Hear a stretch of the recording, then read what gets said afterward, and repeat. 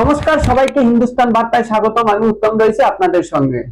রাজ্য জুড়ে শুরু হয়েছে এসআইআর, আর তারই মাঝে অবৈধভাবে আধার কার্ড তৈরি করার সময় সুতি থানার বসন্তপুর এলাকা থেকে একটি বাড়িতে অভিযান চালিয়ে 3 জনকে হাতে নাতে গ্রেপ্তার করে সুতি থানার পুলিশ।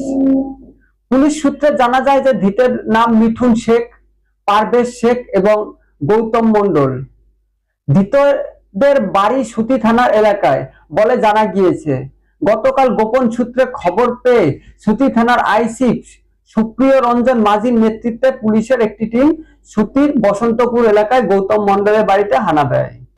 সেখানে চলছিল আধার তৈরির কাজ। সেখান থেকে বাজেয়াপ্ত করা হয় আধার তৈরির সরঞ্জাম।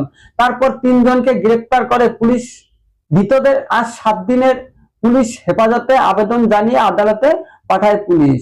ধৃতদের সঙ্গে আরো কেউ জড়িত আছে কিনা তা তদন্ত শুরু করেছে সুতি থানার পুলিশ।